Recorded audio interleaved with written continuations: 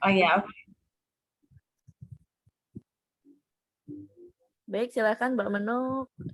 Saya berikan waktu dan tempat kepada moderator kita.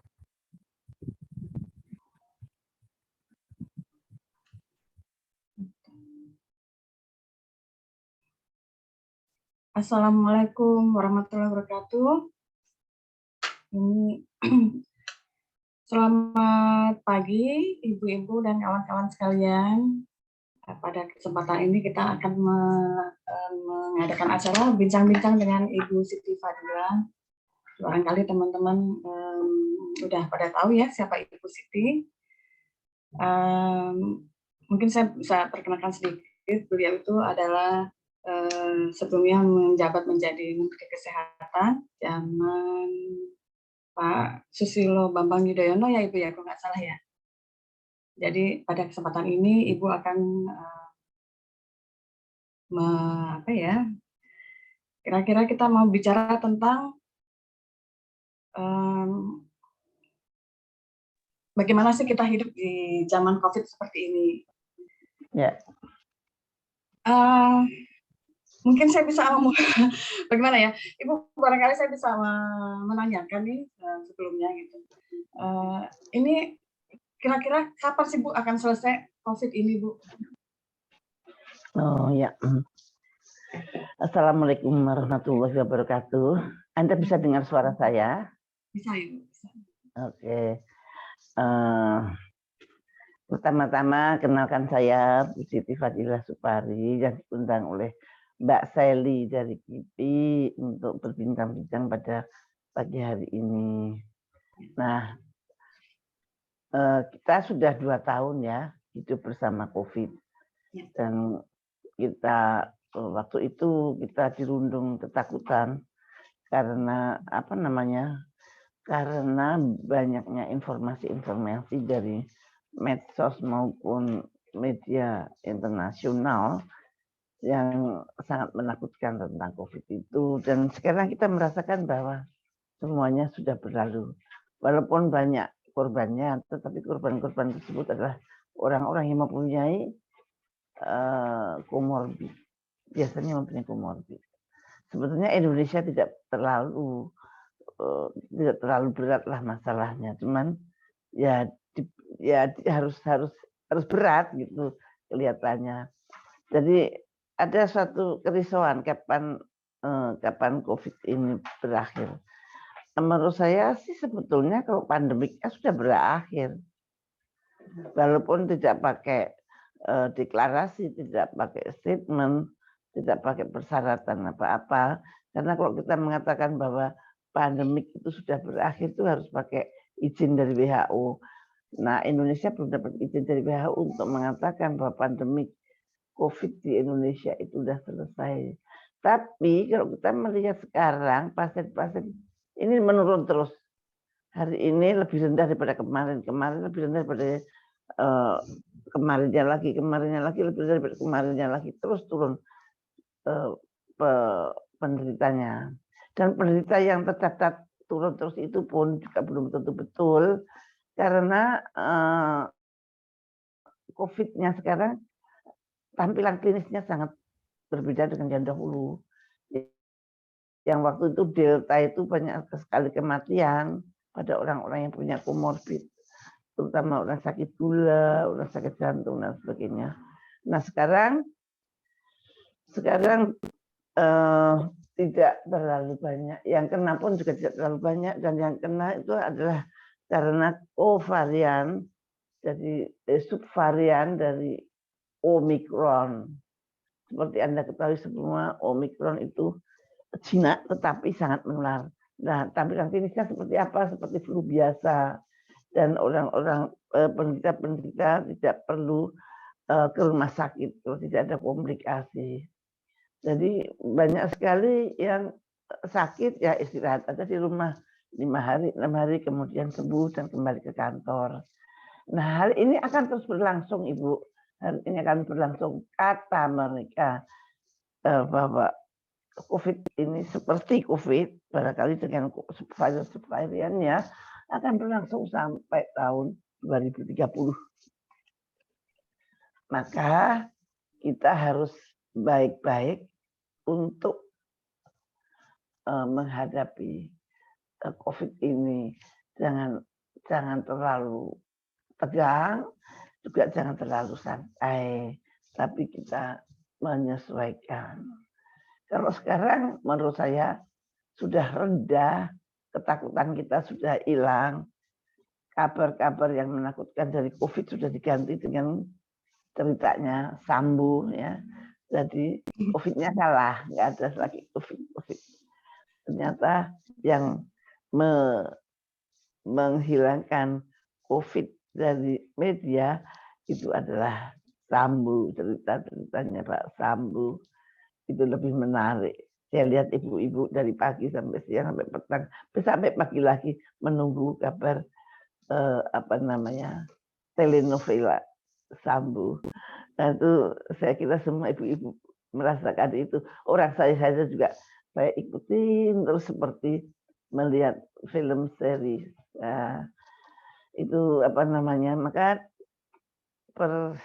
pesan-pesan untuk supaya hidup bersama dengan ini satu, kembalikan mental kita. Nomor satu mental tidak takut tapi menyadari, bukan ketakutan tapi kita menyadari. Jadi kita tenang tapi cukup sadar. Misalkan kapan Anda memakai masker. Kalau saya pakai masker itu adalah kepentingan pribadi saya supaya saya tidak tertular. Misalkan saya mau kumpul-kumpul sama teman-teman ya pakai masker lah. Atau mau ke pasar, di mana saya ketemu orang-orang yang saya tidak kenal. Ya, saya pakai masker. Namanya prokesnya lebih luas. Dan sekarang saya kira kita bebas masuk ke mal-mal dan sebagainya, rumah makan juga buka seperti biasanya, sekolah juga sudah mulai. Nah, disitulah kita jaga kesehatan kita dengan melakukan perilaku hidup bersih dan sehat. Jadi bukan hanya untuk COVID saja, tapi untuk penyakit-penyakit yang lain. Karena misalnya monkeypox atau cacar monyet sudah mulai datang di sana, bukan di sini. Dan sebetulnya itu bukan hal yang menakutkan karena cacar monyet itu kalau di Indonesia itu seperti cacar air biasa, itu cangkerangan kalau orang Jawa bilang. Ya, jadi untuk menghadapi seperti ini kita harus hidup bersih dan sehat. Perilaku kita harus perilaku hidup bersih dan sehat. Sering cuci tangan, sering hati-hati kalau pegang apa saja, cepat-cepat cuci tangan. Jadi dengan cara seperti itu insya Allah kita akan bisa terus sampai tahun 2030 kita tidak akan terkena penyakit apapun. Mudah-mudahan. Nah, selain itu maka konsumsilah makanan-makanan yang sehat. Misalkannya seimbang, misalkan banyak sayuran, banyak buah, dan kemudian nasi secukupnya, nasi jangan terlalu banyak. Karena kalau banyak gulanya tinggi juga itu akan menguntungkan virus-virus yang masuk ke tubuh kita. Jadi makanan yang sehat juga diperlukan, seimbang ya. Jadi antara protein, lemak itu yang seimbang. Jangan karbohidrat doang. Biasanya karbohidrat nasinya untuk gitu, dagingnya cuman sedikit. Nah itu jangan. Antara nasi, daging atau tempe tahu, nah itu yang seimbang. Saya kira ada ya diet yang seimbang, Anda cari di browsing di Google pasti ada. Nah selain itu makanlah vitamin. Apa sih vitamin yang kita makan Bu supaya daya tahan tubuh kita tinggi terus itu. Satu, makanan sehat tadi ya. Ditambah dengan vitamin. Vitamin E 400 mg, vitamin C bisa 1000 miligram per day. Kemudian vitamin D3 kalau Anda punya kurang lebih, maka belilah vitamin D3 karena vitamin D3 ini rahasianya sangat bagus menghadapi penyakit-penyakit yang disebabkan oleh karena virus. Jadi vitamin D3 itu ya kira-kira 5.000 unit sehari. Ini sepertinya bisa kita peroleh dengan cara berjemur. Tapi berjemur harus benar. Berjemur itu harus kulitnya yang terkena sinar matahari. Jadi jangan kita pakai baju double-double kemudian di bawah sinar matahari. Itu juga hasilnya kurang memuaskan. Maka kalau saya daripada saya berjemur-jemur ya, saya berjemur-jemur juga masih, tetapi saya makan vitamin D3 yang sudah pasti gitu. Nah, kemudian selain itu banyaklah istirahat yang cukup, bukan banyak, tapi cukupkanlah istirahat Anda. Jangan kurang tidur, ya. Dan lakukan olahraga ringan. Jangan nggak usah berat-berat tapi ringan, tapi tiap hari selama 1 minggu. Insya Allah Anda akan sehat dan imunnya meningkat. Dan kita yang kita jaga kan bagaimana kita hidup dengan imun yang baik. Yang kita hadapi bukan hanya COVID, tapi ada monkeypox, ada apalagi nanti sampai tahun 2030 akan ada penyakit-penyakit yang kayak gituan deh. Dan itu kita harus siap. Cuma sekarang kita beruntung karena ada Pak Sambo, maka kabar-kabar yang menakut-nakutin sudah tidak seperti dulu lagi. Nah, kemudian setelah itu yang paling penting juga adalah tambahinlah ibadah Anda.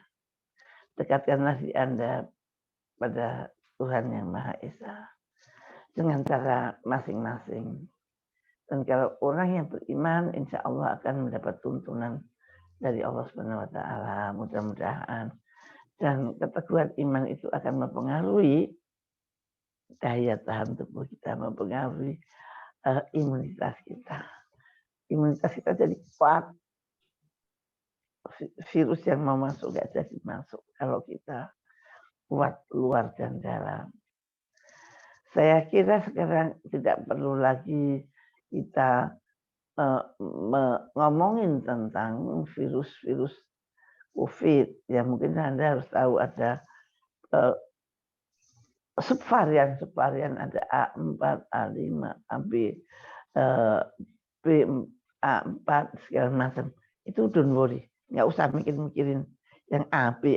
Pokoknya sekarang kita harus maju memikirkan bagaimana kita harus survive. Ekonomi kita harus kuat kembali.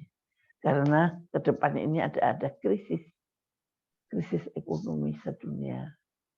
Maka ibu-ibu dan ibu-ibu semua, saya yakin Anda itu adalah garda terdepan daripada keluarga.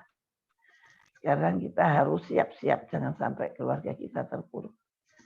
Jangan sampai anak kita putus sekolah. Maka bukalah cakrawala Anda. Dapur kita harus terus menyala untuk anak-anak. Maka dan sekarang ekonomi digital itu sangat menjanjikan. Maka ibu-ibu jangan sungkan-sungkan, mulailah bekerja mencari nafkah dengan halal melalui ekonomi digital. Tidak usah pergi dari rumah pun kita bisa berjualan dari rumah. Tapi harus belajar untuk menjadi pengusaha online. Karena yang namanya digital itu sangat luar biasa.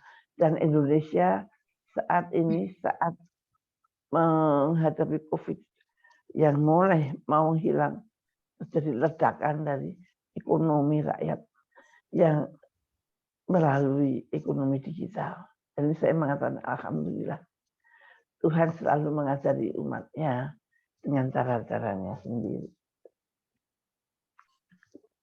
Tadinya ibu-ibu di daerah misalkan tidak mempunyai wacana-wacana untuk bekerja, tapi sekarang semua berani jualan dari rumah. Apakah itu jualan kerudung, apakah jualan daster, apakah jualan makanan, apakah minuman, semua bisa ibu lakukan. Kita harus kuat, ekonomi kita harus kuat. Karena untuk bisa membeli makan yang baik, ekonomi kita harus kuat supaya kita tentram dan bisa membeli makanan maupun obat-obatan.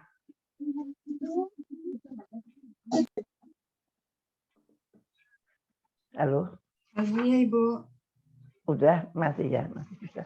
Nah, jadi Anda harus jaga juga itu.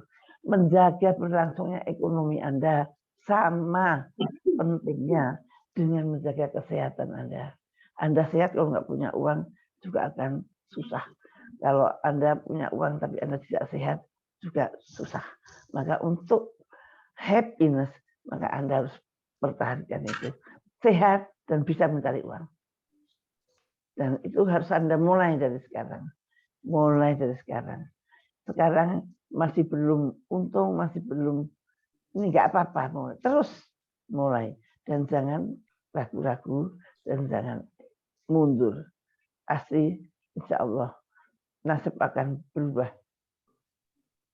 Nah, ini saya bangunkan semangat ibu-ibu untuk menjadi garda bagi keluarganya. Ibu-ibu itu mempunyai suatu kekuatan yang sangat luar biasa. Karena dari ibulah generasi muda itu lahir. Dari ibulah peradaban ini lahir. Jadi kita itu mempunyai suatu tugas yang sangat mulia. Meneruskan kehidupan manusia. Meneruskan kehidupan berbangsa dan bernegara. Saat ini kita melihat negara kita, menurut saya ya, barangkali kalau ibu-ibu tidak, apa-apa sulit. Apalagi dengan naiknya BBM. Tentu saja akan diikuti kenaikan barang-barang bahan pokok. Dan itu akan menjadi masalah untuk ibu, bukan untuk siapa-siapa. Jadi makanya ibu, mari kita bangkit. Kita bangkit, COVID bukan masalah. COVID jalanin aja, kalau kena COVID ya di rumah aja, tidak usah ke rumah sakit. Kecuali kalau ada komplikasi. Misalkan panas tidak turun-turun setelah 3 hari. Nah, Anda lebih sreg kalau ketemu dokter di puskesmas atau dokter sekitar Anda. Tapi kalau tidak panas, kemudian hanya batuk-batuk, hanya ini kadang-kadang cuma mencret-mencret sedikit. Tapi kalau mencretnya kebablasan ya cepat-cepat ke dokter. Itu. Jadi kita bikin simpel dan kita kuat untuk bergerak di bidang ekonomi. Aneh kan saya sebagai Menteri Kesehatan justru saya menyemangati Anda. Karena kalau Anda punya dompet Anda penuh, maka Anda itu bisa menyemangati keluarga ini dengan baik, dengan senyum. Tapi kalau dompet Anda bokeh, pasti marah-marah terus dan nggak ingat apa yang harus dikerjakan. Jadi dengan COVID kita sudah lewat. Kita sebenarnya sudah endemik sekarang ini. Cuman belum diakui oleh WHO, ya biarin aja WHO nggak ngakui. Tapi kita sudah yakin bahwa ini adalah endemik. Karena penyakitnya penderitanya turun. Angka kematiannya juga turun terus. Alhamdulillah. Jadi kita makanya kita jangan terpuruk. Nah, ibu-ibu sekalian yang cintai. Karena saya ingin apa dan bagaimana setelah COVID. Setelah COVID ternyata banyak kematian pada anak-anak muda. Dan setelah diteliti, penelitian itu di Inggris, penelitian itu di luar negeri, di mancanegara, ternyata ada hubungannya dengan pemberian vaksin. Sebetulnya KIPI dari dikasih vaksin. Ada yang bereaksi dalam 1 hari, ada yang bereaksi dalam 1 bulan. Ada yang tidak bereaksi, tapi pada bulan ketiga tiba-tiba mati. Kalau di negara-negara sana itu tercatat. Tapi kalau di Indonesia itu belum tercatat. Dan ini yang sebetulnya sangat memprihatinkan. Harusnya itu dicari juga di Indonesia. Mestinya kita perluas pencatatan KIPI itu. Saya sering sekali dengar itu si anak muda itu artis muda baru umur 30 meninggal. Nah, ternyata menurut catatan-catatan dari luar negeri, penyuntikan vaksin yang dibuat dengan mRNA, yaitu vaksin-vaksin yang berasal dari luar, bukan yang dari Cina ya. Yang dari Cina itu bukan mRNA, tapi yang Pfizer, AstraZeneca dan lain-lainnya. Jadi ternyata ada yang meneliti itu ketika divaksin maka naiklah kemampuan darah itu untuk membeku. Nah, kemudian kalau dilihat dari mikroskop darah orang-orang yang sudah divaksin itu ada elemen-elemen asing yang ada di dalam darah ketika diperiksa pakai laboratorium. Nah, kemudian elemen-elemen itu membesar dan kemudian dilengketin sel-sel darah. Jadi sebelum mereka itu divaksin, sel-sel darah merahnya itu bulat-bulat sendiri-sendiri gitu. Tapi setelah divaksin, kemudian ternyata ada benda asing di dalam darah mereka, dan benda asing itu kemudian dikerubuti oleh sel-sel darah merah. Artinya membentuk satu jendalan darah. Nah, ini bahaya. Jendalan darah ini bisa jalan-jalan di pembuluh darah, dan kalau menuju ke pembuluh darah jantung, pembuluh darah kecil jantung, maka bisa terjadi serangan jantung namanya infark. Kalau ke daerah kepala bisa stroke. Jadi anak-anak itu tadinya nggak apa-apa, tapi karena divaksin, karena vaksin kita, menurut saya kurang hati-hati. Pemerintah pokoknya mau vaksin semua, seharusnya kan diperiksa dulu mana yang boleh divaksin, mana yang tidak. Sudah kayak gitu nekat semua divaksin, nggak peduli ada komorbid apa tidak, kemudian ada komorbid ya disuruh tanggung sendiri, kemudian wah itu memang nggak adil sih, dan orang harus diharuskan, tapi sekarang sudah tidak diharuskan lagi karena Mahkamah Konstitusi telah memutuskan bahwa tidak perlu boleh, tidak harus, tapi ada alasan-alasan yang bisa diterima.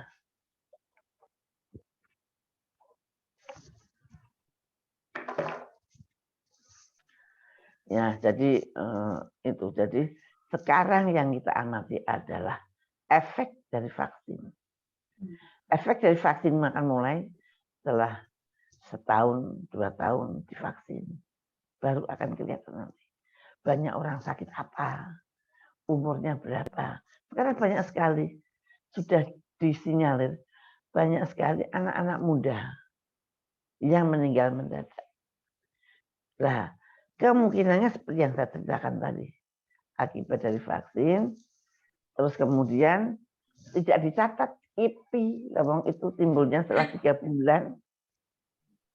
Nah, kalau KIPI di Amerika mencatat, dan mereka menemukan itu, ada peningkatan kematian yang kemungkinan besar disebabkan oleh karena vaksin. Jadi seperti itu. Jadi sebetulnya kita ini kemarin itu berperang, itu bukan pandemi yang biasa.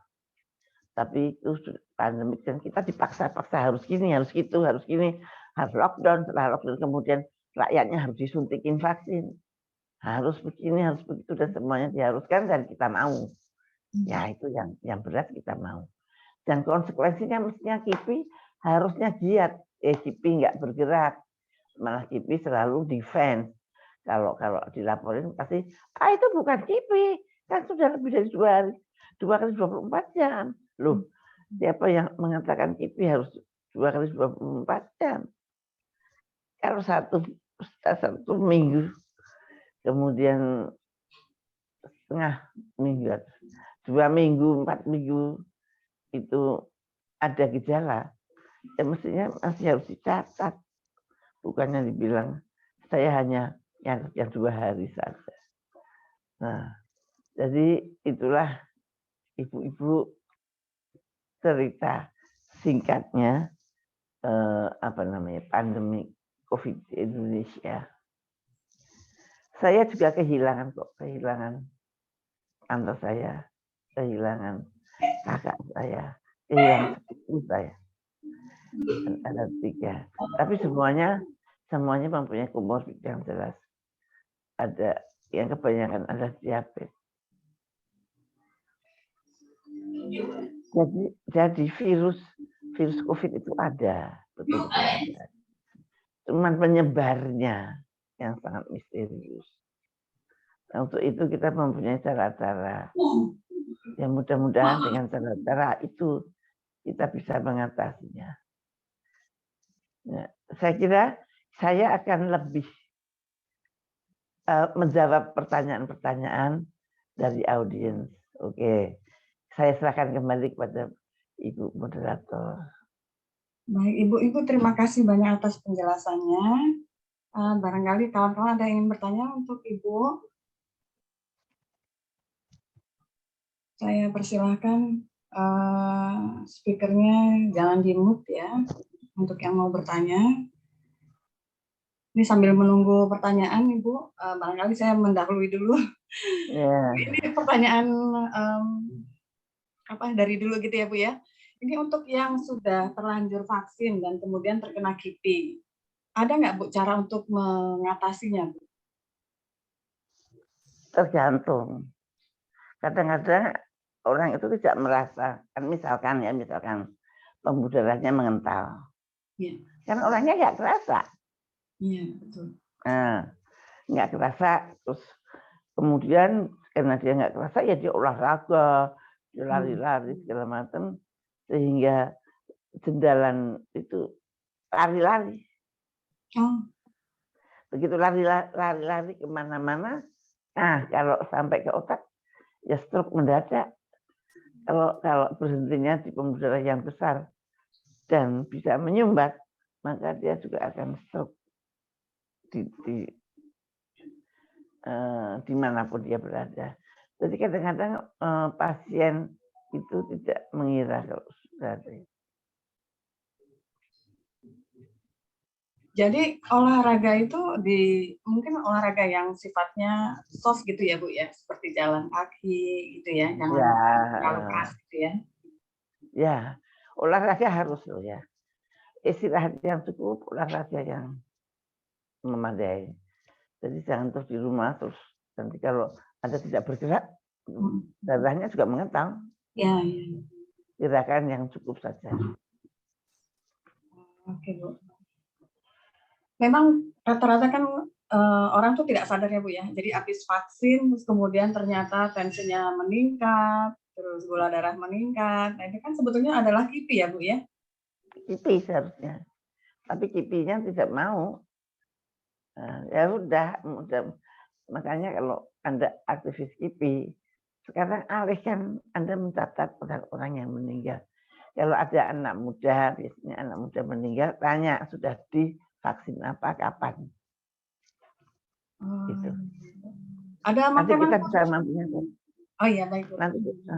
Nanti kita bisa melihat data itu. Jadi ditanya sama saudaranya, istrinya, ini matinya kapan? Masih ingat tanggal itu. Pernah di COVID apa? Belum. Oh, udah. Kapan di COVID terakhir? Nah, gitu. Iya, Bu. Ada makanan khusus nggak Bu yang harus dikonsumsi untuk yang sedang melakukan vaksinasi? Ya, saya tadi bilang makanannya seimbang. Makanannya Oh. seimbang itu ada sayurannya, ada snacknya barangkali memilih makanan-makanan yang mengandung antioksidan, bisa gitu kan ada itu. Makanannya seimbang antara karbohidrat, lemak, dan protein harus seimbang. Jangan ekstrim, misalkan ada yang mengatakan tidak boleh nasi, ya janganlah. Kalau kita memang sehat, itu metabolismenya juga sehat, insya Allah. Iya. Kawan-kawan ada yang ingin bertanya? Kalau malu-malu mungkin bisa melalui chat. Mereka kan bisa langsung toh. Ibu, ini ada pertanyaan Ibu dari Zoom aja. Sebentar saya buka. Ya. Sekarang hampir merata anak-anak mengalami demam, batuk, flu yang sangat sulit disembuhkan karena ternyata ada dahak yang sangat kental yang sangat sulit dikeluarkan. Apakah ini indikasi efek dari penyebaran virus yang berasal dari vaksin COVID? Pengobatannya bagaimana? Silakan Ibu. Menjawab apakah ini COVID apa bukan? Ya. Jawabannya tentu dengan PCR atau swab. Tapi kalau tidak perlu, ngapain mesti meyakinkan kalau COVID atau bukan? Sudah diobatin aja. Caranya mengobati, sebetulnya penyakit virus itu adalah penyakit yang bisa limited, jadi bisa sembuh sendiri. Sebetulnya obat itu hanya untuk simptomatik. Misalkan dia batuk-batuk ya, dikasihnya obat batuk, dikasihnya obat-obat yang simptomatik. Jadi kalau biasanya kalau ada yang takut itu biasanya di PCR, wah positif. Nanti Anda pusing sendiri, kalau positif mau ngapain? Nah, ya lebih baik ya begitu saja, tapi obati secara teratur sesuai dengan bimbingan dari Peduli Lindungi ya. Yang kalau kita sakit kan Peduli Lindungi akan menghubungi Anda. Ibu, tadi pertanyaannya pengobatannya bagaimana? Ke dokter, jangan diobatin sendiri. Kalau itu ke dokter puskesmas, minta obat, dan akan diobatin sendiri. Maksudnya don't worry, Anda tidak perlu takut banget, tapi perlu diobati untuk anaknya. Mungkin kalau sudah beberapa hari atau sudah lebih dari seminggu, mungkin perlu antibiotik. Nah, itu adalah kesimpulan dari dokter yang memeriksanya terakhir. Iya, baik Ibu.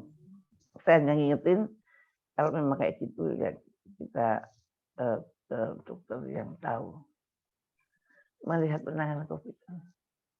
Baik Ibu.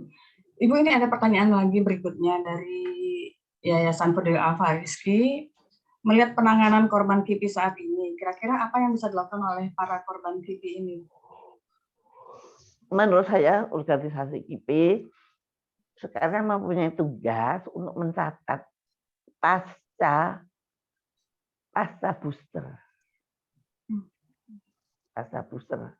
Nah, makanya kalau ada orang yang mati mendadak, masih muda umurnya di bawah 40 tahun, langsung dicatat namanya, umurnya di mana, dan kemudian kapan disuntik terakhir.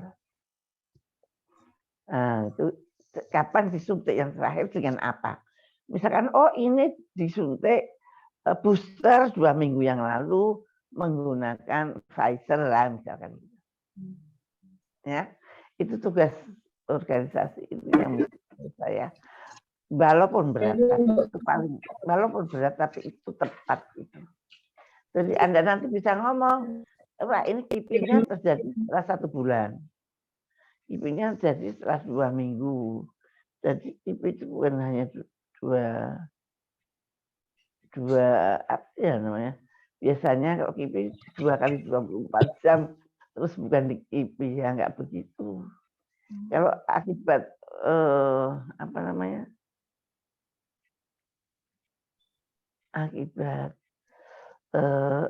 wabah, nah itu KIPI-nya berubah kalau sudah seperti ini, pasien-pasien baru sudah sangat berkurang, maka kita harus memperhatikan orang-orang yang sudah disuntik atau yang sudah diberikan vaksin.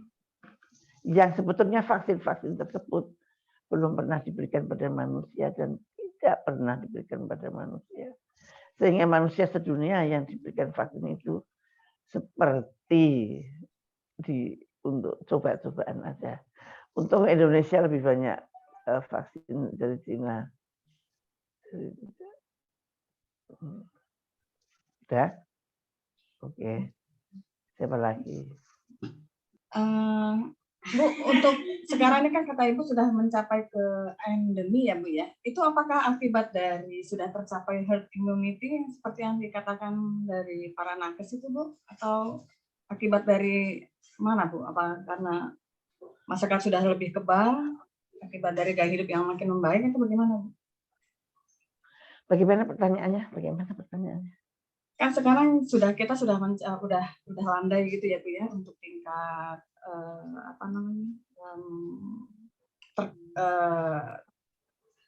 tingkat pertumbuhan COVID-nya kan sudah turun Bu. Jadi kita sudah mencapai tahap endemi. Apakah itu akibat dari sudah tercapai herd immunity Bu dari vaksinasi itu? Kemungkinan ya. Oh. Katanya menurut catatan pemerintah itu imunitas kita sudah 90%. Oh. Jadi kita sudah tenang sih sebetulnya. Endemi itu bukan berarti nggak ada pasien. Endemi itu ada pasien juga, tapi tidak berbahaya. Tidak seperti pada waktu Delta. Nah, dan Omikron itu sendiri sebetulnya menguntungkan kita. Karena siapa yang menderita Omikron dan kemudian sembuh, maka imunitasnya jauh lebih bagus daripada yang divaksin. Jadi orang-orang yang pernah sakit itu mempunyai imunitas yang bagus sekali. Ibu, ini ada pertanyaan lagi dari Ibu Tri Marnalia menanyakan tentang vaksin, selain vaksin COVID anak-anak, saat ini ada program vaksin MR dan vaksin kanker serviks untuk anak perempuan kelas 5 dan kelas 6. Apakah dengan banyaknya program vaksin ini akan berbahaya efeknya? Tentu saja mereka mengatakan tidak berbahaya. Tapi kalau saya sih ya, anak kecil itu boleh divaksin, tetapi vaksinnya tertentu saja. Yang 4 itu, BCG boleh, polio boleh, kemudian DPT boleh dan campak, udah itu aja. Yang lain itu sebetulnya nggak perlu sebetulnya. Tapi saya nggak tahu obat-obatan vaksin itu membanjir ke kita, dan dokter anak yang sangat berkompeten dalam hal ini, apakah mereka mau menyalurkan itu pada pasien-pasiennya atau dia berani untuk mengatakan tidak, saya nggak tahu. Jadi sebetulnya mudah-mudahan sih nggak berbahaya. Tapi belum pasti juga ya Bu ya. Belum pasti juga berbahaya atau tidak berbahaya. Nah ini. Iya. Maksudnya ya memang tidak diketahui kapan itu berbahaya. Nah kalau tidak diketahui kapan berbahaya ya mending dihindari toh ya mestinya. Tapi kan nggak boleh, kadang-kadang dipaksa, kalau nggak itu nggak bisa sekolah. Nah itu namanya dia dipaksa. Udah gitu nanti kalau sudah ada KIPI yang menanggung orang tua sendiri ya Bu ya. Iya. Ya, itu prihatin kita. Bagaimana Ibu Tri, sudah terjawab pertanyaannya? Jadi kita belum tahu ya Ibu ya mengenai vaksin. Kalau ya untuk anak-anak, tadi ada pertanyaan untuk anak-anak. Iya, untuk anak-anak. Di Amerika sangat dipertanyakan itu untuk anak-anak umur 5 tahun, 6 tahun. Dan sebetulnya untuk anak-anak itu kaya dengan imunitas. Dia langsung bisa langsung sembuh gitu. karena dia masih sangat dinamis. Jadi sebenarnya nggak perlu vaksin COVID ya, menurut saya nggak perlu. Satu, angka kematian anak-anak di dalam COVID juga sangat rendah. Angka kesakitan juga sangat rendah. Tapi angka KIPI cukup signifikan. Ya mending jangan dipaparin dengan vaksin toh. Iya. Logikanya. Ini ada pertanyaan lagi tadi apa yang dengan DPR tadi. Dengar pendapat dengan DPR. Saya pernah dengar di rapat DPR kalau setelah program vaksin akan timbul stunting. Apakah betul, Bu? Padahal pemerintah punya program menghentikan stunting. Oh, jadi di rapat DPR dikatakan bahwa stunting itu diakibatkan oleh vaksin, sementara pemerintah punya program menghentikan stunting. Masa stunting karena vaksin? Ya enggak lah. Stunting itu adalah malnutrition yang berlangsung secara kronis. Jadi anak kurang makan dalam jangka waktu bertahun-tahun. Bukan karena vaksin. Oh, jadi tidak ada hubungannya ya Bu ya vaksin dengan stunting ya? Enggak. Sebelum ada vaksin COVID juga udah ada stunting. Oh. Ibu, saya mau menanyakan tentang vaksin kanker serviks untuk anak perempuan. Apakah itu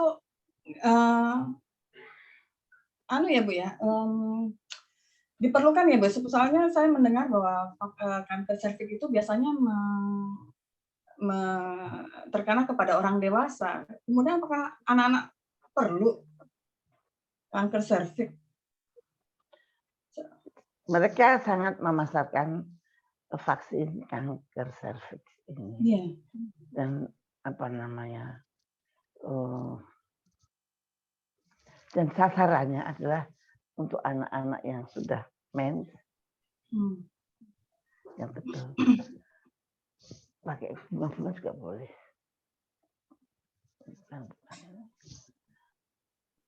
Untuk kedinginan. Apa namanya? Aku nggak bisa jawab di tempatmu begini. Iya, baik Bu. Nah, untuk yang kanker serviks nanti japri aja. Ya, baik. Kalau bisa menghindar ya menghindar dulu. Karena ada isu-isu khusus itu. Ya. Oke, lainnya. Ya, baik Ibu. Ibu-ibu ada lagi pertanyaan? Barangkali ada yang mau bisa bertanya langsung lewat angkat tangan gitu, saya bisa lihat di sini. Sambil menunggu pertanyaan. Tanya apa saja apa? Tanya apa saja boleh. Bu, sambil menunggu kita ngobrol lagi nih Bu tentang ODGJ. Ya, yuk ngobrol. Sekarang kan meningkat nih Bu kasus ODGJ. ODGJ Apakah itu ada gila, hubungannya dengan vaksinasi Bu? Vaksinasi COVID ya Bu? Soalnya saya lihat di belum masyarakat. tahu. Mungkin saja. Sekarang vaksin itu baru setahun 2 tahun. Oh iya. Nggak ada yang mengobservasi kalau di KIPI di Amerika, KIPI-nya giat sekali. Jadi dia aktif itu untuk mencari side effect suntikan vaksin. Karena memang vaksin yang dibuat dengan mRNA itu belum pernah dipakaikan pada manusia. Baru sekarang ini dunia memakai dalam jumlah yang sangat besar untuk menghadapi COVID. Nah, sehingga dunia juga nggak tahu apa akibatnya. Baru sekarang ada yang pada meninggal, ada yang kena kanker, ada yang kena. Nah, apakah itu berhubungan dengan vaksin? Sedang diamati. Pengamatannya belum jadi. Ada pengamatan yang sudah jadi biasanya untuk pembekuan darah itu lebih membeku, darahnya lebih gampang membeku. Dan kalau lebih gampang membeku, maka darah lebih gampang membuat gumpalan. Dan gumpalan itu akan berjalan-jalan di dalam pembuluh darah. Dan dia akan menemukan pembuluh darah belokan gitu. Nah, nggak bisa belok, mampet di situ. Maka bagian yang dimampetin itu akan mati. Kalau bagian dimampetin itu letaknya ada di jantung, ya akan kena serangan jantung. Kalau yang dipampetin itu pembuluh darah yang ada di otak, ya akan stroke. Nah, itu mestinya itu dihubungkan dengan vaksin apa yang dipakai. Nah, maka sekarang mestinya IPI ini mempunyai program untuk mencatat apakah kerjasama dengan RT, apakah ini nanti kalau ada yang meninggal itu apa ada hubungannya dengan ini. Dititipkan ke Pak RT, terus nanti tiap minggu diambil, Pak ada nggak yang meninggal, terus 1 bulan sekali meninggal, hubungannya dengan COVID bagaimana, hubungan dengan vaksinasi, itu mungkin akan sangat berguna dan akan sangat bernilai untuk supaya nanti kalau ada apa-apa lagi pemerintah tidak serta-merta menyuruh orang divaksin gitu.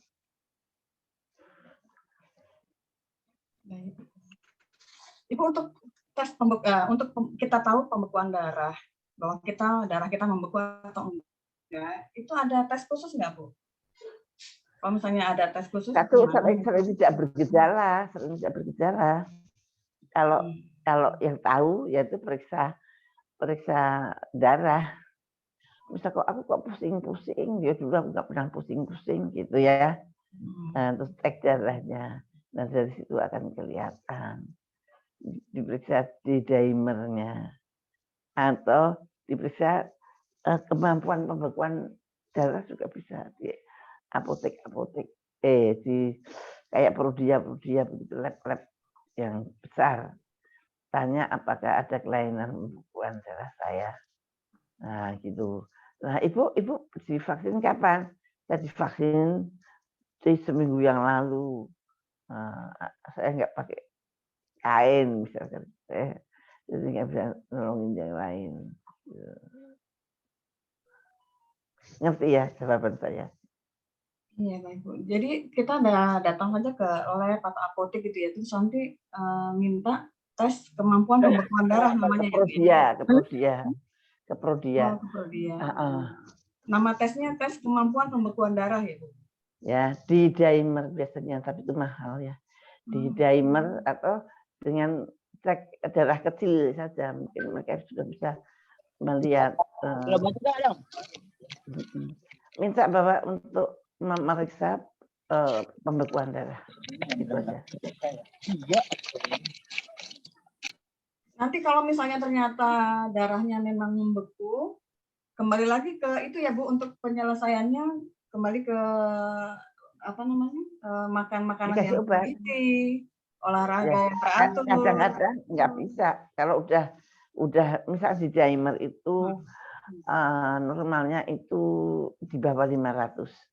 Pas diperiksa ternyata 1.200 punya Anda. Ya harus dikasih terapi. Oh, ada terapi khusus ya, Bu? Ada obatnya. Itu kalau terapinya tuh ke mana, Bu? Dokter gizi atau ke mana, Bu? Nah, terapinya ya ke dokter. Dokter udah bawa D-dimer. D-dimer itu tapi mahal ya, satu pemeriksaan kalau nggak salah itu 800.000 atau 1 juta. Ya. Sebetulnya setiap orang yang mau divaksin harusnya diperiksa D-dimer dulu pemerintah. Karena bahaya kan, bahaya. Atau setelah divaksin diperiksa. Atau carilah cara-cara untuk memeriksa darah yang kira-kira itu sesuai dengan D-dimer. Kalau anak saya ada yang mempunyai bakat lama, sudah mempunyai bakat lama untuk darahnya menjejal. Nah, itu sebelum divaksin COVID dan setelah divaksin COVID, saya kasih antikoagulan supaya tidak membeku. Gitu. Nah, celakanya pembekuan darah itu tidak terasa kalau belum fatal gitu. Fatal ke otak terus baru terasa. Fatal di jantung, kena serangan jantung baru terasa. Tapi sebelum itu dia tidak terasa. Ibu, jadi kalau kita tes D-dimer kemudian terjadi pembekuan darah, berarti kita tidak boleh divaksin gitu ya, Bu ya? Ya boleh, tapi dikasih obat supaya darahnya tidak membeku. tidak Oh. membeku, tidak mendenda. Ibu, ini ada pertanyaan dari Bu Eki, Bu Sparini. Ibu mohon izin bertanya, untuk orang usia 50-an dengan riwayat darah tinggi dan pernah gejala stroke, apakah berhak menolak vaksin? Ini dalam arti vaksin apapun. Kemudian apa yang diperlukan untuk kelengkapan administrasi bahwa dia tidak layak vaksin? Nah, pertanyaan yang susah. Apa pernah ditanya? Ya tahu, mau dikumpulkan terus dicoblos itu yang saya kritik. Mbok jangan begitu. Orang yang divaksin itu diperiksa dulu Betul. apakah pantas untuk diberi vaksin atau tidak. Menurut saya tidak semua orang harus divaksin. Contohnya orang yang sudah pernah sakit itu imunitasnya tinggi, ngapain divaksin lagi? Lebih tinggi daripada kalau dia divaksin. Orang yang pernah sakit malah mempunyai daya tahan yang lebih tinggi daripada orang yang divaksin tapi belum pernah sakit. Itu loh. Nah, di Indonesia tidak seharusnya begitu. Seharusnya SOP-nya dari Menteri Kesehatan saya kira begitu. Cuma di lapangan tidak dikerjakan. Nah, itu dia, Bu. Itu betul sekali, Bu.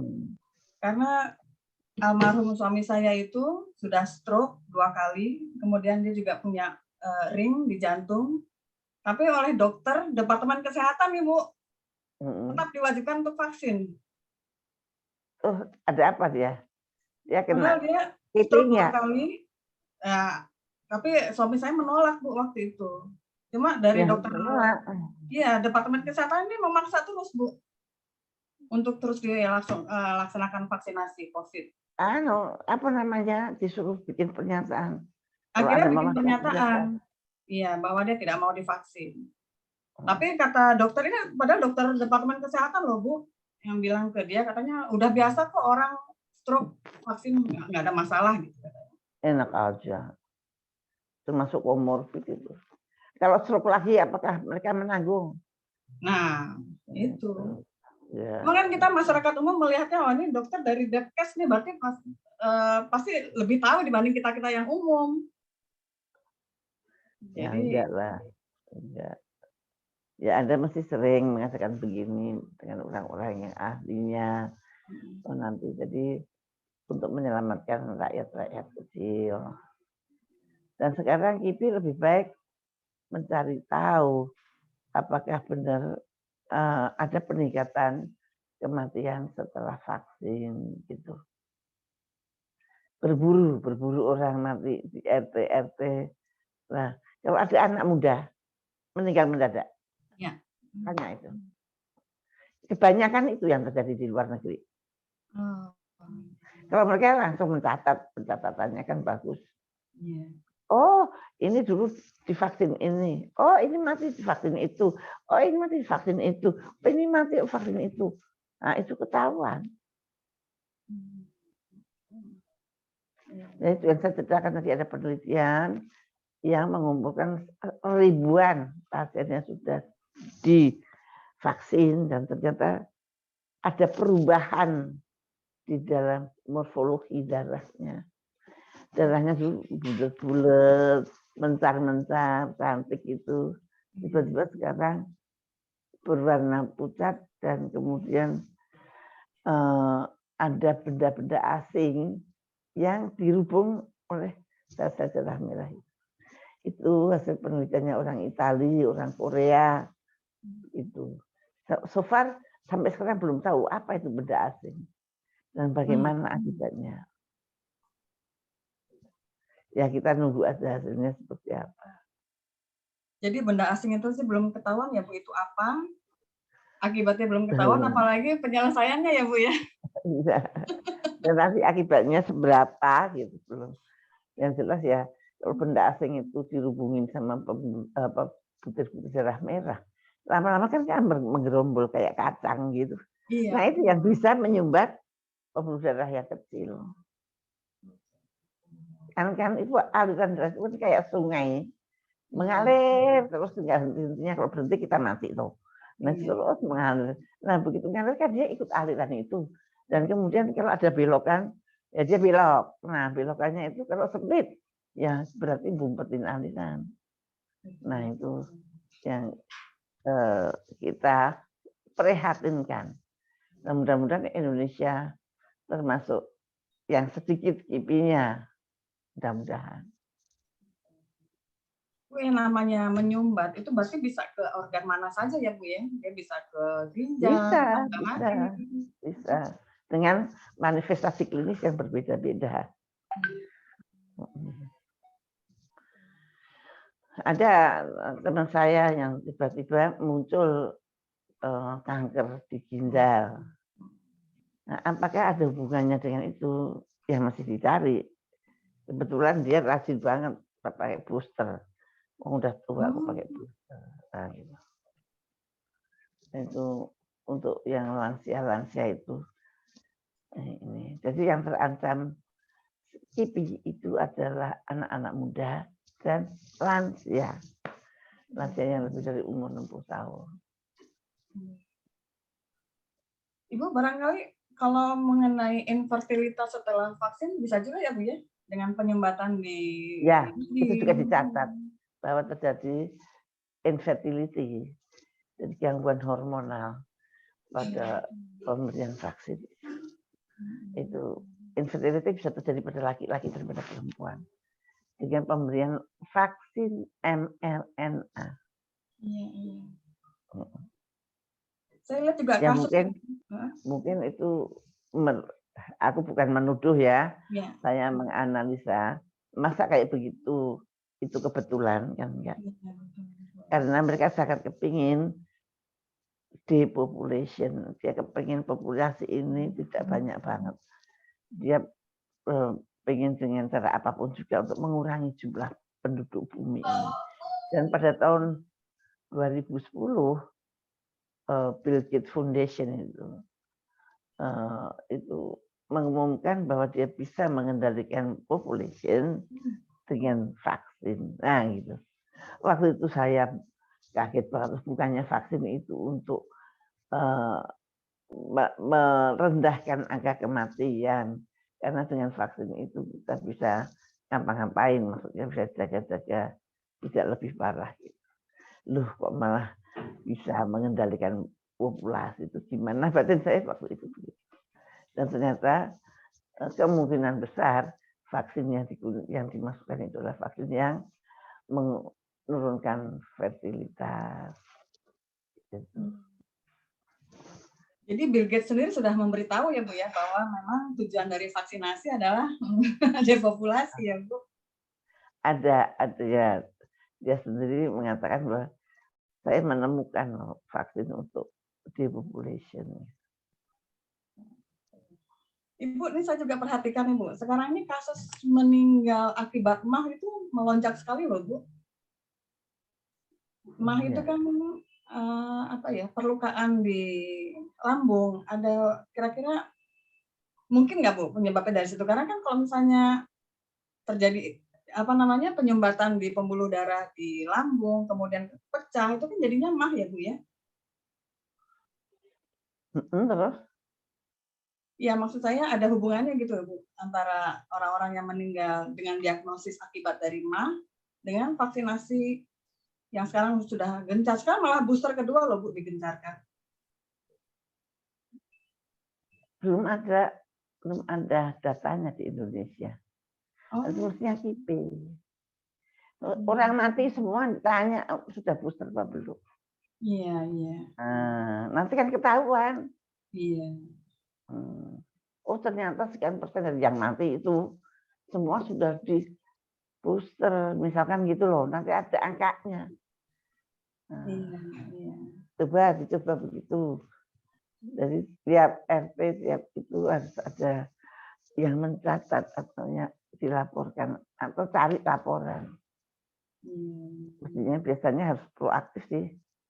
Walaupun KIPI itu kalau dilihat SOP-nya pasif ya, bukan aktif, tapi sekarang lebih aktif. Ini ada pertanyaan lagi nih Bu. Ada kasus bayi meninggal 2 jam pasca imunisasi, tapi di berita dinyatakan karena tersedak nasi. Ada nggak Bu hubungannya dengan vaksinasi itu, bayi meninggal 2 jam pasca imunisasi. Mestinya itu dihitung KIPI. Jatuhnya KIPI ya, Bu, ya? Iya. Apakah itu karena nelen bakso kayak apa? KIPI. Saya dulu waktu masih jadi Menteri Kesehatan tuh heran banget dibilang anak habis itu meninggal karena kelelegan bakso ya. Enggak lah. Itu mestinya KIPI. Dan KIPI itu sebetulnya harusnya berusaha untuk meneliti gitu loh. Ini kok begini, ini kok begini, ini kok begitu. Coba deh dikumpulin. Oh ternyata yang menyebabkan itu ini gitu.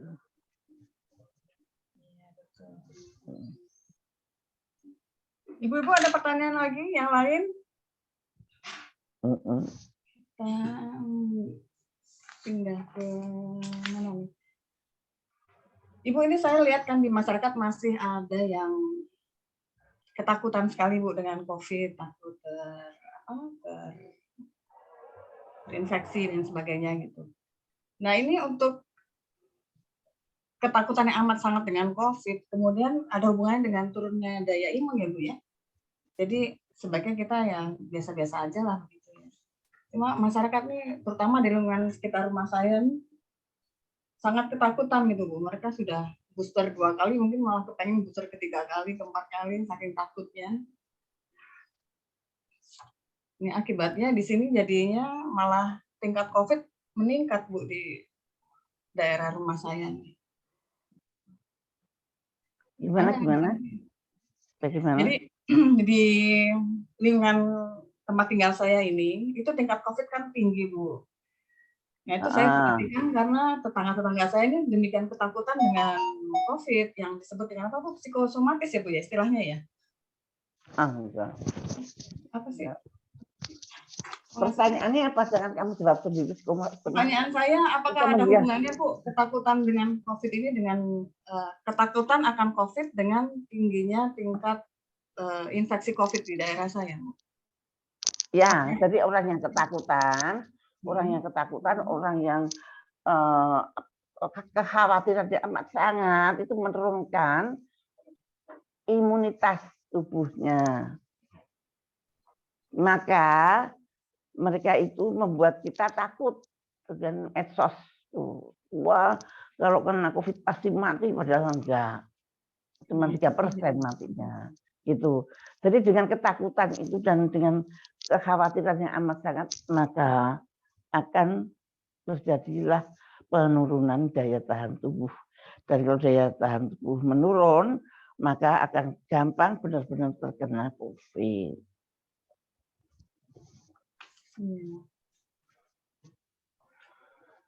Kurang terbeli. Yang bunga-bunga juga boleh. Kemudian, Bu, ini masyarakat tinggi nih, Bu, akibat dari ada, tapi pastinya. Apa-apa, Mbak? Ini tingkat stres masyarakat kan tinggi, Bu, akibat dari turunnya daya ekonomi kita.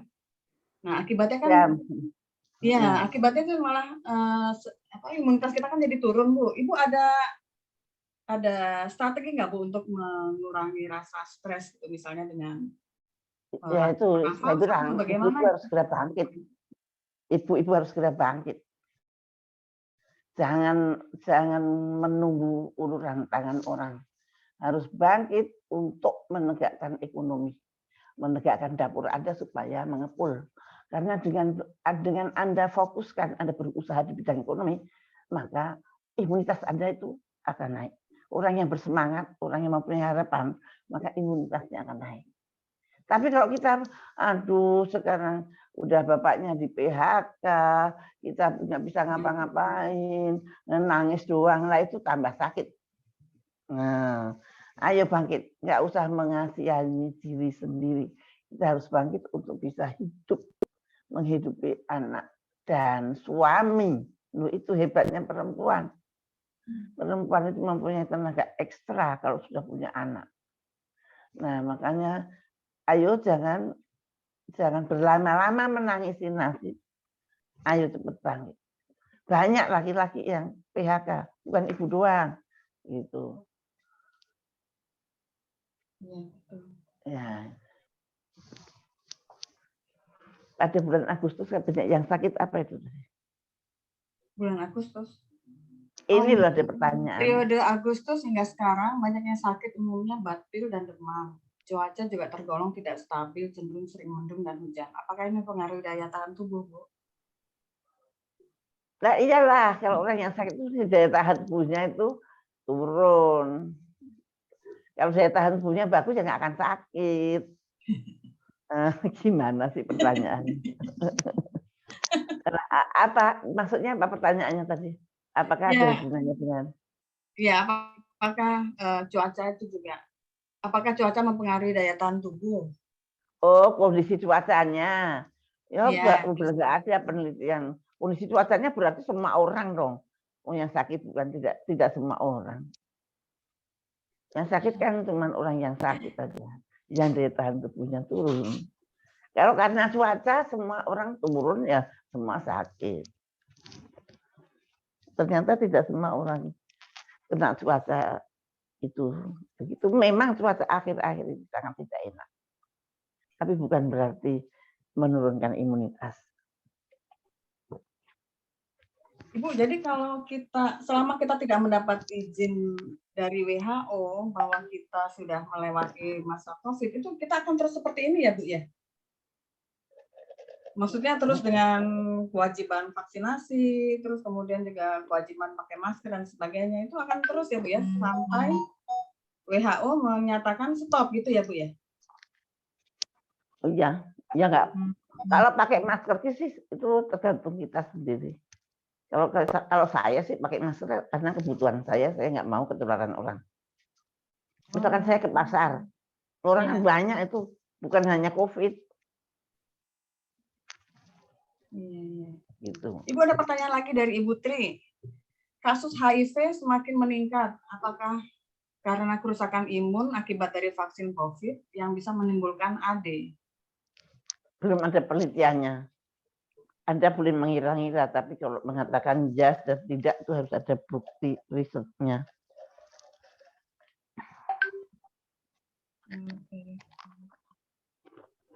Ibu-ibu, ini ada door prize nih dari YPAF untuk peserta Zoominar kali ini. Ini sebentar. Apa saya sudah boleh? Sudah selesai? belum. Ini belum. Barangkali masih ada pertanyaan? Ya, saya sampai jam 11:30 loh nih, kurang. Oh, sampai 11:30. Ya, baik, Bu.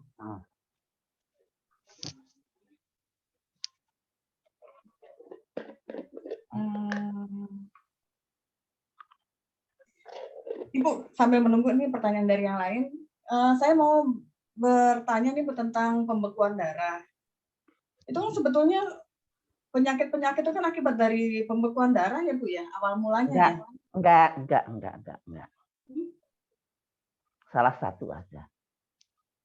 Bukan dikebiah gitu loh.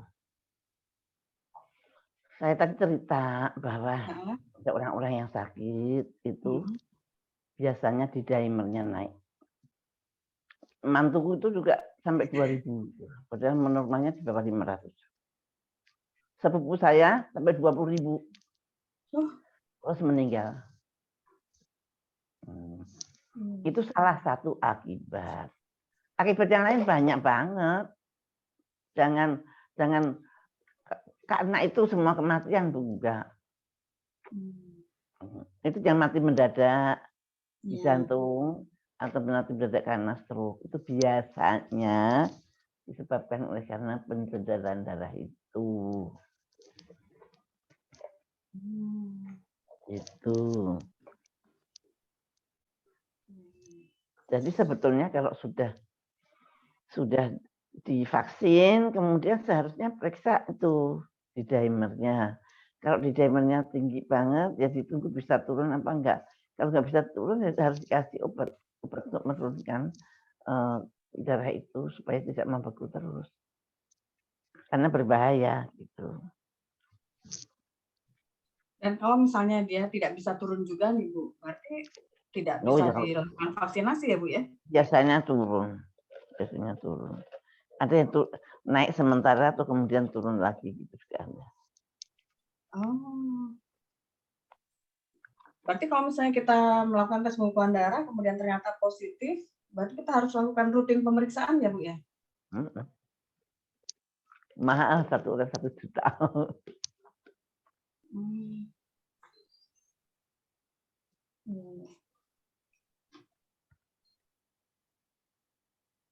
Jadi memang ya makanya kita hati-hati, gimana caranya hati-hati ya. Kecenderungan pembekuan darah itu kan juga tidak sama.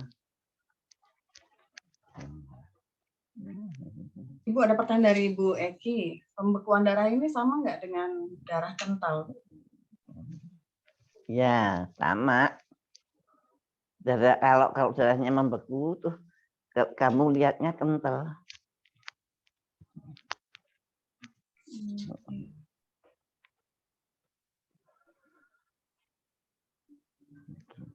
Ibu-ibu yang lain ada pertanyaan nggak? Atau barangkali apa ya? Barangkali Ibu Siti yang bertanya kepada ibu-ibu, mungkin ada dibalik. Karena pertanyaannya nggak ada, coba ibu-ibu yang menanyakan kepada ibu-ibu. KIPI bagaimana saat ini? Apa yang sudah dikerjakan oleh KIPI? Nah, coba barangkali Mbak Seli bisa menjawab apa yang sudah dikerjakan untuk para korban KIPI nih dari yayasan. Ya, terima kasih Bu.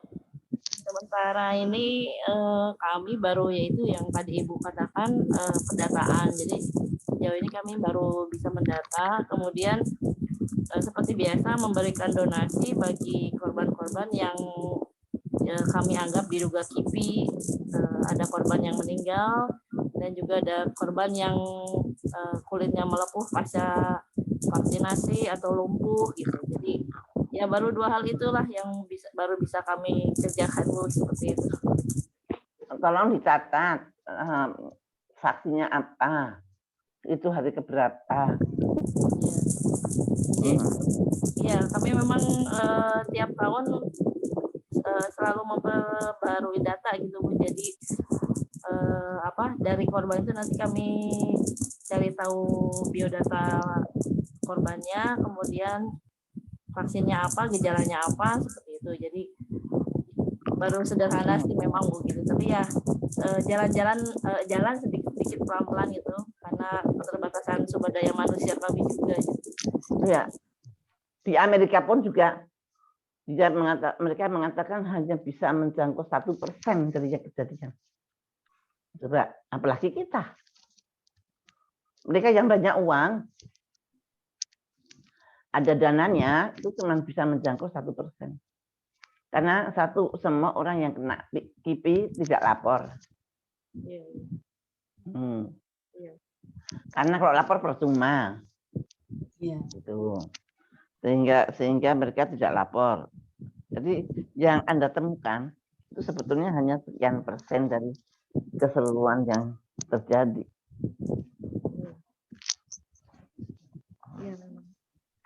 Ya memang kesulitannya di Indonesia itu Bu, jadi korban itu tidak mau melapor, bahkan kalau kami data pun sepertinya takut gitu. Padahal kami pun tidak pernah melakukan upaya yang melanggar hukum gitu. Jadi tapi ya korban itu ada mestinya pemerintah, mestinya Menteri Kesehatan ngerti misalnya bahwa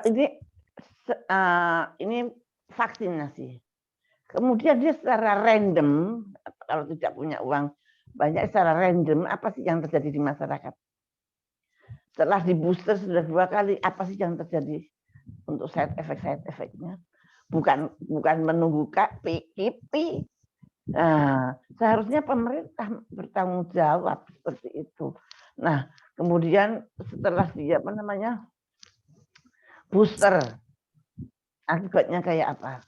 Nah, kalau di Amerika sana catatan itu cuma 1% memang. Mereka agak pasif, maksudnya siapa sih yang diuntungkan kan rakyat.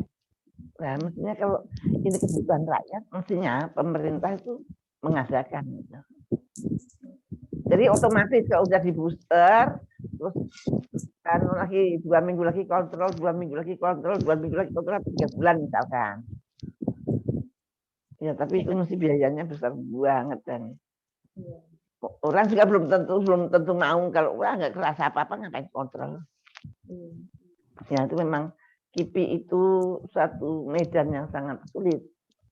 Dan saya salut ada yayasan KIPI. Sangat sulit dan mahal. Itu makanya kalau yayasan KIPI ini sekarang ini udah baik banget untuk membantu pemerintah seperti itu. Ya cuma memang kami itu masih kurang ada link gitu Bu untuk masuk ke pemerintah untuk bisa audiensi atau barangkali bisa memberikan apa ya namanya, ada keluhan-keluhan dari masyarakat gitu. Jadi sementara ini kami belum bisa bertemu dengan Kementerian Kesehatan seperti itu. Jadi ya enggak ketemu pun juga pasti tidak berhasil. Menurut saya ya semua ini adalah buntutnya dari kita sudah terlalu meninggalkan undang-undang dasar negara kita yang benar. Undang-undang dasar kita itu yang benar itu dulu UUD 45 itu dulu memang untuk kesejahteraan rakyat, untuk melindungi bangsa dan negaranya dan tanah tumpah darahnya. Nah, kemudian pada tahun 2002 undang-undang yang menjaga rakyat ini diobrak-abrik, diamandemen 4 kali. Sehingga undang-undang itu menelurkan undang-undang dasar yang baru itu, menelurkan undang-undang yang tidak berpihak pada rakyat. Dan sekarang ini yang kita rasakan. Jadi Ibu usahanya membayangkan mau approach ke Depkes ketemu menterinya, nggak bisa Bu. Nggak akan bisa. Ini sudah sangat mendasar. Carut-marutnya negara ini sudah sangat mendasar. Tidak ada obat yang terpulang kecuali kembali ke UUD 45. Kalau kita undang-undangnya kembali ke undang-undang dasar yang betul-betul mengayomi rakyat. Nah, itu baru rakyat bisa merasakan. Kalau sekarang pemerintah seperti ini, ada orang dicoblosin tapi tidak diperhatiin KIPI-nya, dicoblosin tidak diperhatiin komorbidnya. Pokoknya menghabiskan vaksin terserah. Pokoknya rakyatnya suruh antri dicoblosin. Nah itu kan itu. Tapi kalau itu diurut, wah itu melanggar. Ternyata mereka ada undang-undangnya. Kita nggak bisa melawan kebijakan pemerintah, walaupun itu sangat merugikan rakyat. Nah, jadi semua aturan itu disusun di dalam undang-undang. Undang-undang itu diturunkan dari undang-undang dasar. Undang-undang dasar 45 yang dulu melindungi rakyat, sekarang tidak lagi melindungi rakyat sejak tahun 2002. Nah, ini persoalan yang paling mendasar. Kalau undang-undang dasar kita itu benar, maka kita menghadapi apapun juga oke. Menghadapi wabah oke, menghadapi krisis oke. Karena kepentingan rakyat adalah nomor 1. Tapi kalau undang-undangnya tahun 2002, ntar dulu rakyat itu nomor paling bawah. Hanya rakyat hanya boleh hidup bagi rakyat yang mampu hidup. Kalau yang nggak mampu hidup ya. Nah itu. Jadi saya mengenalkan Anda mengapa ada satu. Nanti kalau ada gerakan kembali ke UUD 45, nah yayasan ini harus mendukungnya gitu. Ya. Ya kapan-kapan kami sebenarnya kepengen ketemu Bu Siti lagi Bu, mungkin kalau offline bisa diskusi banyak kan kalau kalau di sini kan, tapi ya nggak apa-apa, ini memang saya juga sedang mensosialisasikan. Karena ibu-ibu itu adalah kekuatan yang sangat dahsyat. Ibu-ibulah yang paling memikirkan anak cucu kita nanti bagaimana. Apakah kita akan membiarkan begitu saja? Ataukah kita? Ya saya juga nggak bisa bagaimana sih caranya kembali ke UUD 45, saya nggak tahu. Pasti nanti ada yang tahu gitu. Gitu. Supaya ibu-ibu tahunya bukan hanya kipi, bukan hanya penyakit, bukan hanya gerusulo atau marah. Sudah nggak ada waktunya kita marah. Kita harus bangkit. Bangkit untuk supaya tidak tergantung dengan orang lain. Supaya Anda bisa mengepulkan dapur Anda dengan halal dan sehat. Nah, itu jadi jangan merisaukan hal-hal yang kecil. Yang mudah-mudahan nanti pembicara setelah saya kan solusi-solusi herbal dan solusi tumbuh saja. Yang penting mental ibu itu harus disiapkan untuk survive, untuk tetap hidup dan tetap berjaya. At least untuk ibu sendiri, at least untuk keluarga ibu sendiri. Kalau bisa untuk orang lain, untuk keluarga lain, untuk kecamatan lain, untuk kabupaten lain, untuk akhirnya untuk negara. Itu adalah bisa kita kembangkan dari ibu-ibu ini. Semangat ya ibu-ibu, semangat untuk kita menghadapi apapun juga. Nah, itu pesan-pesan saya. Baik Ibu, terima kasih atas pesan-pesannya. Ini ada pertanyaan Ibu dari Bu Eki. Boleh. Ibu, apakah ada penelitian mengenai efek vaksin COVID terhadap kandungan atau kualitas ASI bagi ibu menyusui? Bagaimana rekomendasi vaksin untuk busui bagi vaksin COVID di Indonesia? Yang jelas itu bisa menembus air susu ibu dan bisa menembus apa itu namanya? Kalau orang hamil atau menyusui itu vaksin itu bisa menembus bayinya. Berarti, saya pernah baca literaturnya. Berarti vaksin sebaiknya tidak dilakukan untuk ibu-ibu yang sedang hamil dan menyusui ya Bu ya? Sebenarnya nggak usah.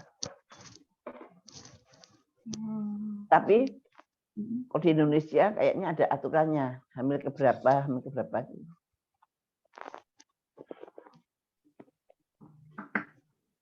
Nah ini juga ada dicatat. IP nyatet orang hamil yang divaksin kayak apa?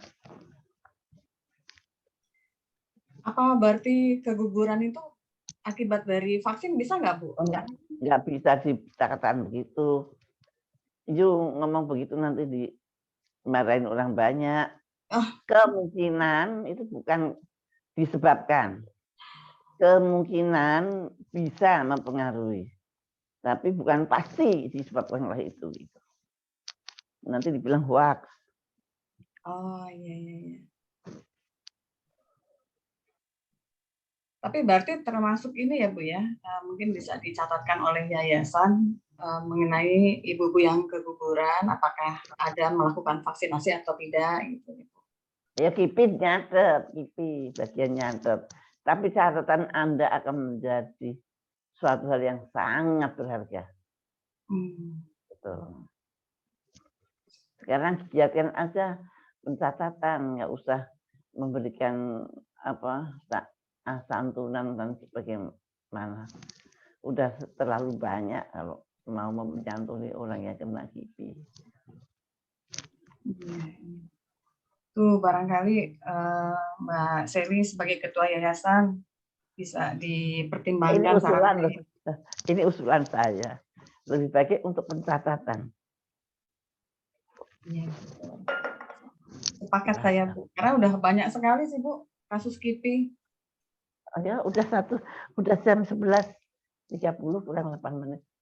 Jadi saya kira cukup sekian karena saya ada acara jam 12. Cucu saya ulang tahun. Jadi saya udah ditelepon. Iya, Oke. Terima Terima kasih banyak Ibu banyak. atas penjelasan dan waktunya. Kapan kita ketemu lagi ngobrol-ngobrol lebih banyak. Iya, baik Ibu. Oke. Makasih ya. Terima kasih Ibu. Terima kasih Bu. Waalaikumsalam. Ya. Ada door prize dulu ya. Sekarang Mbak Seli door prize-nya. Ya, sekarang 2 orang. Mau dari Bu Siti kalau ada yang mau. Ya. Mbak Seli, halo. Iya Mbak. Ini mau diumumkan door prize-nya sekarang Mbak? Iya Mbak, 2 orang silakan. Ini cara mendapatkan door prize-nya gimana? Apa pengocokan atau bagaimana nih? Kalau Bu Siti masih ada nggak ya? Bu Siti kalau masih ada. Ibu kayaknya udah live deh, buru-buru. Ya.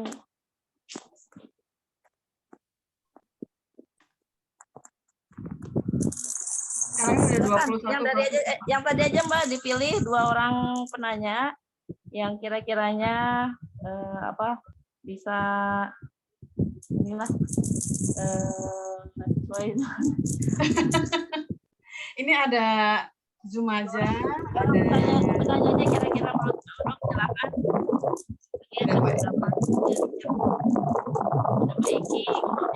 Ada Mbak Eki, ada Ibu Tri.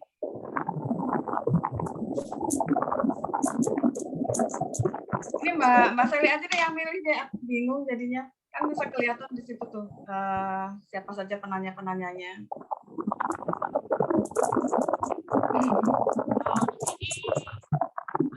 Ini sama Mbak Tri ya. Kita pilih aja Mbak Tri ya yang menang ya, yang dapat door prize. Nanti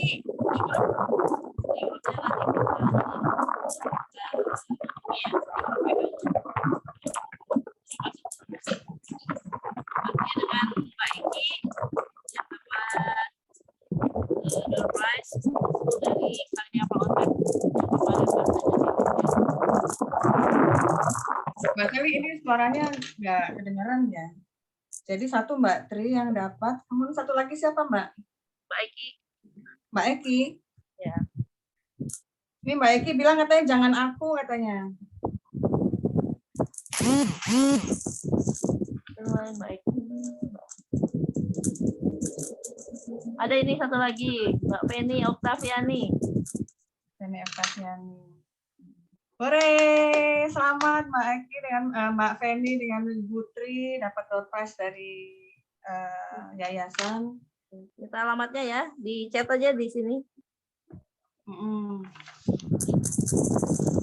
Jadi kesimpulannya kembali lagi, ini Ibu udah keburu pergi. Jadi kesimpulan kita untuk Zoom pada pagi ini, pesan dari Ibu Siti. Jadi untuk kita bisa melewati masa badai COVID ini, satu, katanya kembalikan mental kita bahwa virus ini tidak berbahaya. Tapi kita perlu melakukan 3M. 3M ini apa aja ya? Kok lupa ya? Masker, mencuci tangan, satu lagi apa ya? Pokoknya kita melakukan 3M, kemudian perilaku hidup sehat, kemudian mengkonsumsi makanan yang sehat dan seimbang, makan vitamin-vitamin supaya daya tahan tinggi, yaitu vitamin E, vitamin C, vitamin D3. Tapi vitamin D3 bisa juga dilakukan dengan cara berjemur. Jadi nggak harus kita harus minum vitamin D3, tapi kita juga bisa melakukan dengan cara berjemur pagi-pagi.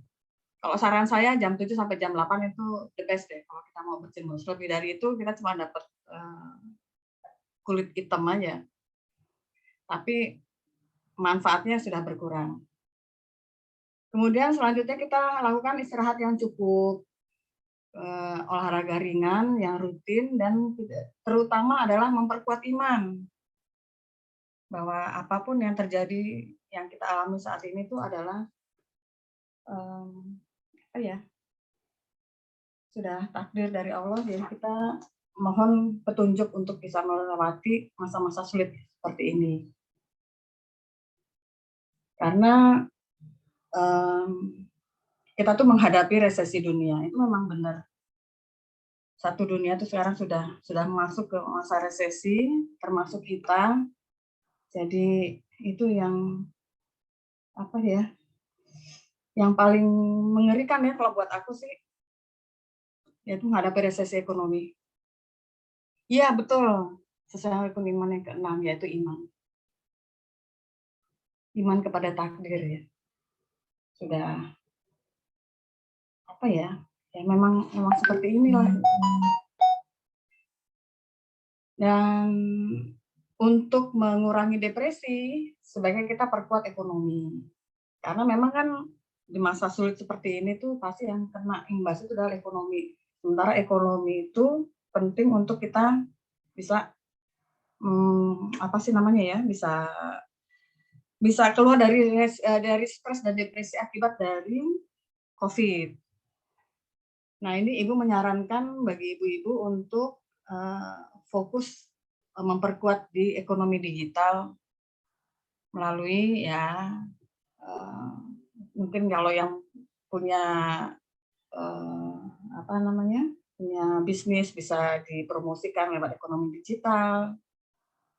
Kemudian ya sudah makin dipermudah lah gitu untuk kita melakukan kegiatan ekonomi.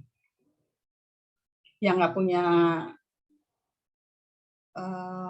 apa namanya, yang tidak punya modal, kita kan bisa melakukan dengan cara dropshipping ya, itu juga mempermudah juga. Pokoknya intinya Ibu minta supaya kita memperkuat ekonomi keluarga, supaya ya ujung-ujungnya sih ya mengurangi depresi.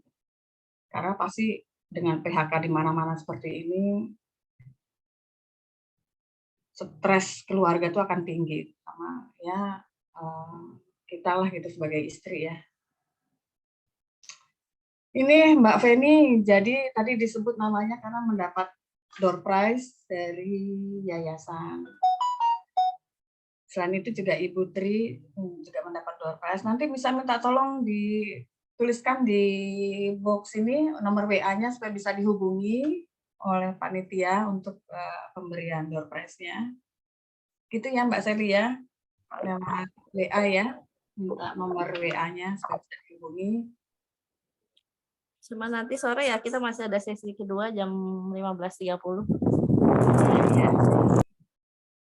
Jangan lupa yang belum melakukan donasi, diharapkan donasinya supaya yayasan juga bisa lebih apa ya, lebih mudah bergerak itu dalam menyelesaikan tugasnya. Seperti tadi Bu Siti bilang, memberikan data, mendata orang-orang yang KIPI. Ini mendata tuh bukan cuma sekedar kita lewat WA, bagaimana gini.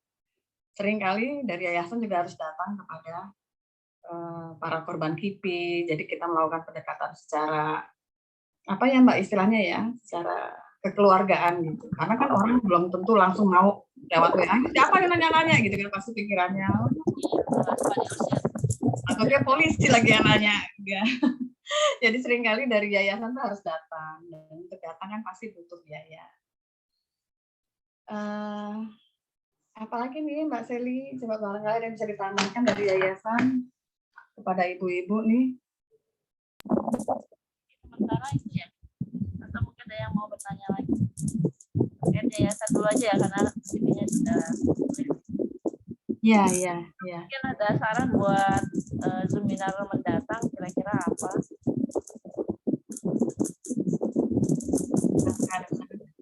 Ini mohon maaf nih moderatornya dadakan jadi kagok. Nggak biasa jadi moderator. Kalau ada kesalahan kata atau ada kekurangan, mohon maaf sebesar-besarnya. Udah dimaafin Mbak, santai. jujur nih Mbak Seli, aku tuh kagok loh ngobrol sama Bu Siti nih, karena apa yang aku pikirkan tuh jauh berbeda dengan pikiran Bu Siti. Jadi harus menyesuaikan dengan beliau juga gitu, jadi agak kagok. Mohon maaf ya. Ini kalau bagus banget. Iya Mbak Eki, aku benar-benar kagok beneran deh, karena you know lah me gitu. Nanti kita bicara di belakang aja karena ini di forum umum takutnya juga bagaimana begitu ya. Ya Iya. nanti kita bikinin forum deh. Enggak, kalau bisa sih ada forum lah nanti, jangan Zoom terus, kapan-kapan nanti kita ketemu teh. Iya, benar, Pak. Yang kita bisa bicara dengan panjang lebar, dengan jujur, dengan terbuka, dengan segala macam. Ya, nanti kita agendakan ya. Iya, diagendakan, Mbak. Betul. Mungkin juga bisa juga lakukan apa sih, kayak pertemuan gitu ya, Mbak ya? Boleh di Jakarta kita pertemuan. Jakarta ya. Jadi yang kita bisa bicara benar-benar all out gitu ya. Sekarang benar-benar kagum. Ini masih ada lagi nggak nih yang mau diobrolin? Kalau enggak kita tutup sesi kita pagi ini untuk kita lanjutkan lagi. Nanti jam berapa, Mbak? Itunya sesi kedua? Jam 15.30. 15.30. Oke deh, agak sore berarti ya. Ya. Ada jam waktu untuk istirahat dulu. Iya, baik kalau gitu. Ya, ibu-ibu, bapak-bapak, terima kasih banyak atas kehadirannya. Semoga seminar pagi ini memberikan pencerahan, memberikan manfaat lah buat kita gitu ya. Itu aja barangkali. Assalamualaikum warahmatullahi wabarakatuh. Sampai ketemu di sesi berikutnya jam 15.30. Jangan lupa. Terima kasih.